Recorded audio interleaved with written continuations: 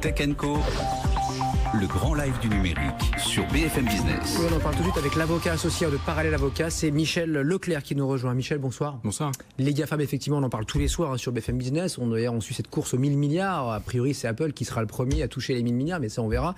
C'est pas encore fait. Il manque, elle est encore à la louche, 80 milliards de dollars au premier de la classe. Comment faire donc naître des géants en Europe sur notre marché unique du numérique, si tant est que ça existe encore, ça existe déjà. Cette régulation, la première question pour vous, Michel, cette régulation de l'économie numérique, c'est un thème récurrent, mais comment l'Europe peut peser ou tente de peser aujourd'hui là-dessus ? Pour que le prochain GAFA, justement, soit européen, il faut une vraie ambition numérique. Et là où elle doit se loger, c'est précisément en Europe, pour deux séries de raisons principales. La première, elle est économique, et la seconde, elle est réglementaire et juridique, disons. D'un point de vue business, économique, c'est évident. L'Europe, c'est un marché de 510 millions d'habitants. La Commission européenne, lorsqu'elle a lancé cette initiative du marché unique numérique, a estimé à 415 milliards d'euros par an la valeur économique qui peut se dégager d'une économie numérique libre à l'échelle européenne, et c'est évidemment 28 États membres. Donc les contraintes et les conditions pour une évolution d'un business en Europe, elles sont là. Il y a un marché, il y a des consommateurs, des marchés matures, et en plus une certaine culture en commun au niveau européen. Au niveau juridique aussi, c'est en Europe qu'il faut agir parce que l'Europe a un pouvoir réglementaire très fort. Elle est en capacité, à travers la Commission et le Parlement, d'édicter des règlements qui sont d'application directe. On l'a vu par exemple avec le RGPD. Et elle a aussi le pouvoir d'émettre des directives que les États membres sont tenus de transposer à leur échelle, donc dans chaque État membre. Et donc c'est en alliant cette opportunité économique et la puissance publique que détient la Commission européenne, qu'on pourra créer des conditions économiques qui vont faire en sorte que une grande start-up à l'échelle nationale puisse devenir un géant européen. Et on le voit chez nos clients, ceux qui ont déjà conquis leur marché à l'échelle nationale, se pose tout de suite la question de l'expansion européenne et se heurte souvent à des réglementations qui sont diverses, morcelées, plus sévères d'un côté. Marché par marché. Et du coup, ils attaquent d'abord marché par marché. D'abord le UK ou l'Allemagne ou l'Espagne, mais jamais 3-4 marchés ensemble, c'est impossible. C'est difficile, ouais. Et quand on est avocat et qu'on les accompagne, on a un rôle de coordinateur à partir de la France, mais on est obligé de se mettre en relation avec des confrères français, des confrères, je voulais dire plutôt des confrères anglais, oui, allemands, espagnols, et on est donc contraint par ces règles qui sont souvent très différentes entre les États membres, alors même qu'on peut avoir des règles communes. Comme règle sur un marché unique, ça pourrait être quel type de règle ?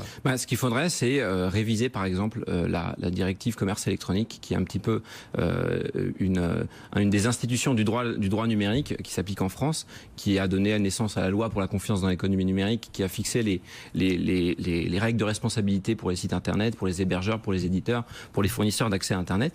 Et cette directive, elle est aujourd'hui un petit peu obsolète. Pour quelle raison ? Parce que l'économie est allée plus vite. Elle a 10 ans, quoi. Elle a même presque 20 ans. Wow, et on est aujourd'hui avec un corps de règles qui n'a pas anticipé, et c'est normal, à l'époque, l'émergence de plateformes qui ont aujourd'hui des rôles d'interface économique extrêmement importants. Et pour n'en citer que quelques-unes, évidemment, c'est Amazon, c'est Uber. C'est des entreprises qui, aujourd'hui, ont un cadre juridique qui n'est pas tout à fait éclairci et qui a vocation à être éclairci par un seul biais, c'est le biais européen qui permettra d'unifier tout ça au niveau des États membres. Qu'est-ce qui est dans le pipe là, vous qui êtes avocat, ce qu'on nous prépare là. On nous prépare. Alors on va nous manger à la sauce RGPD le 25 mai. C'est déjà quelque chose qui va s'appliquer à l'échelle européenne. Et puis vous avez aussi des réflexions qui ont été menées sur. Faut toujours le rappeler, ça nous paraît évident. Oui, le RGPD, c'est le règlement général sur la protection des données à l'échelle européenne, qui s'applique à toutes les entreprises qui traitent des données, c'est-à-dire l'écrasante majorité aujourd'hui des business à l'échelle européenne.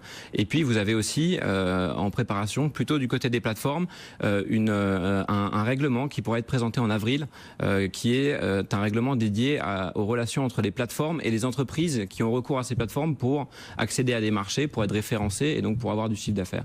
Et il est tout à fait possible que ce règlement permette de fixer un petit peu des règles de conduite à ces plateformes qui ont évidemment une position de pouvoir sur tous ces marchands, entreprises qui vendent des biens biens ou des services par leur intermédiaire et qui devront remplir un certain nombre d'obligations de loyauté, d'information et de résolution des litiges qui permettront un petit peu de rééquilibrer la relation B2B. Là où la relation B2C, donc consommateur à entreprise, a déjà été un petit peu équilibrée à l'échelle européenne et par la loi pour une république numérique dont les décrets d'application sont en vigueur depuis janvier 2018. Mais à l'échelle des relations entre entreprises B2B, il y a des vrais progrès à faire parce qu'on connaît le pouvoir de ces plateformes et l'impact que peut avoir un déréférencement sur le volume d'affaires d'une entreprise. Ça c'est clair. Autant d'occasions donc de vous réinviter. Merci beaucoup Michel Leclerc, parallèle avocat ce soir sur BFM Business dans Tech & Co. On est là tous les soirs dès 20h. Bonne soirée.